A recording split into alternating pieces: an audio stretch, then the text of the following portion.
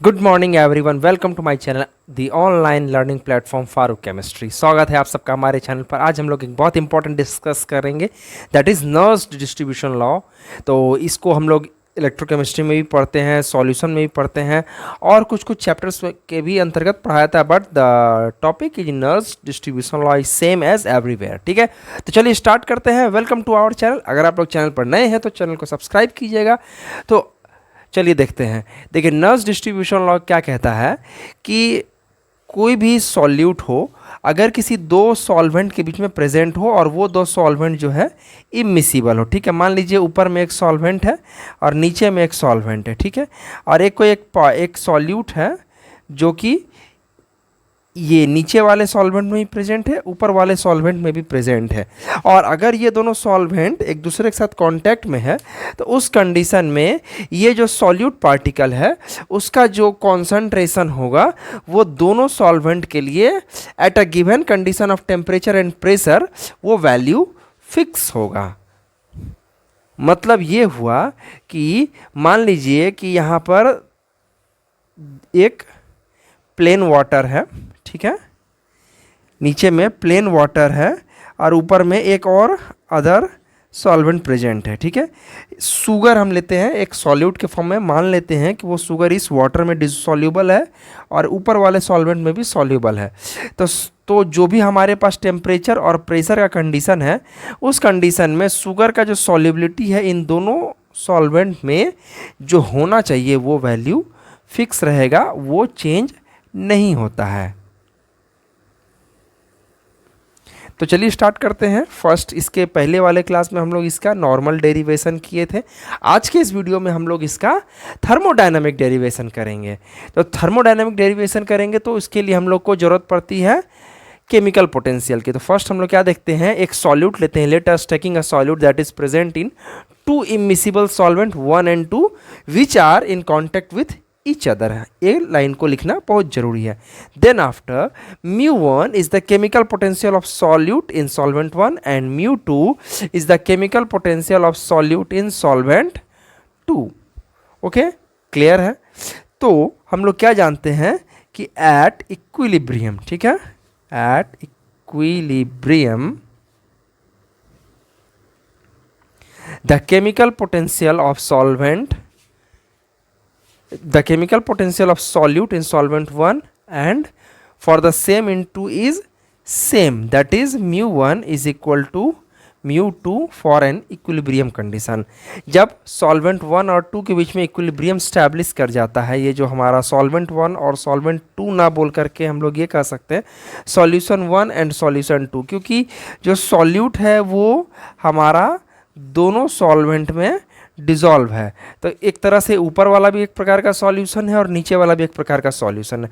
तो जब दोनों के बीच में इक्विलिब्रियम स्टैब्लिश हो जाएगा, उस कंडीशन में chemical potential of solute is same for in both solvent और solution. In that condition chemical potential in case 1 is equal to chemical potential for case 2। ये दोनों बराबर हो जाता है और हम लोग जानते हैं chemical potential of ith component का जो वैल्यू होता है that is μ0I plus RT ln into activity of ith component के बराबर होता है। तो ठीक उसी तरह हम लोग यहाँ पर μ1 के लिए लिखेंगे that is μ01 plus RT ln into activity of component 1 is equal to μ02 plus RT ln into activity of component 2। ये दोनों बराबर है एट इक्विलिब्रियम कंडीशन में। तो μ01 को इस तरफ लेकर के जाते हैं और उधर के RT ln A2 को इस तरफ लेकर के आएंगे, तो हमारे पास जो वैल्यू आएगा that is RT ln A1 minus RT ln A2 is equal to μ02 minus mu naught 1। इधर कॉमन लेंगे तो ये हो जाएगा R T ln A1/A2 is equal to mu 2 minus mu naught 1, mu naught 2 minus mu naught 1। Okay, तो हम लोग क्या जानते हैं, at a given condition of, यहाँ पर क्या दिया हुआ है, कंडीशन जो है हमारा इक्विलिब्रियम अचीव कर लिया है। तो इक्विलिब्रियम कब अचीव करेगा, जब टेम्परेचर एंड प्रेशर कंडीशन को हम फिक्स कर देंगे। उस कंडीशन में हमारा जो केमिकल पोटेंशियल है in both solvent of the solute will be equal. Then after हम लोग क्या लिखेंगे, at constant T and P mu 1 and mu 2 जो है हमारा इक्वल है। तो ठीक है, यहाँ पर लिखेंगे at constant temperature and pressure mu naught 1 and mu naught 2 are constant. Okay, तो and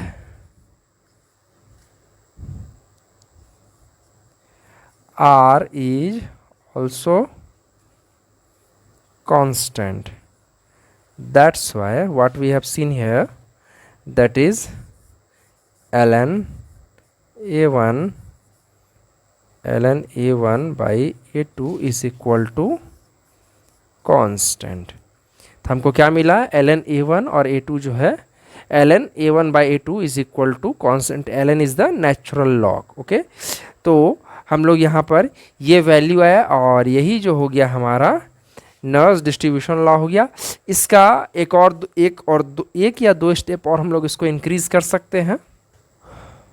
from Raoult's law, from Raoult's and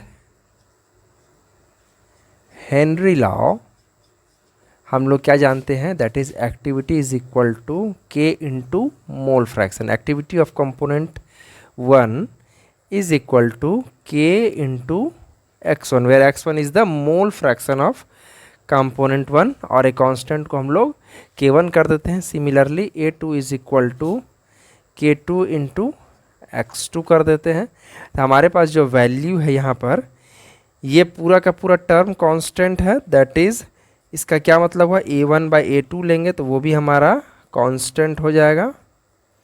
तो A1/A2 from Raoult's and Henry law also we get here K1x1/K2x2। Activity तो already हमारा कांस्टेंट है ये वाले term से, और K is also a constant. तो क्या हम लोग देखते हैं, x1/x2 इज ऑल्सो कांस्टेंट। ठीक है, एंड फॉर आइडियल सॉल्यूशन,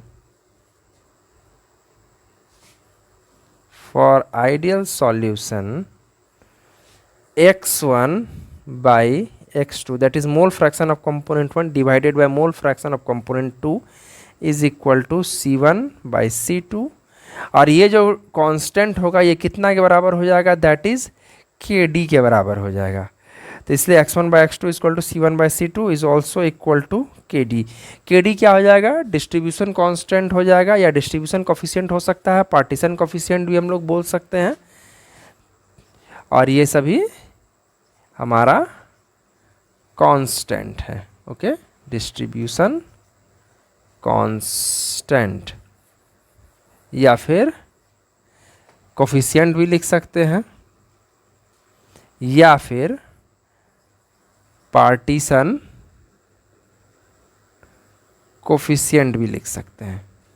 तो यही इस थर्मोडायनामिक डेरिवेशन का मूल रूप था, जो कि हम लोग नॉर्मल डेरिवेशन में भी इसी बात को पढ़े थे। बस थर्मोडायनामिक डेरिवेशन में हमको थर्मोडायनामिक टर्म्स को लेकर के प्रूफ करना था, दैट इज़ हमने यहाँ पर केमिकल पोटेंशियल को लेकर के प्रूफ किया है। तो फिर मिलते हैं एक अगले वीडियो में एक नए टॉपिक के साथ, तब तक के लिए बाय बाय।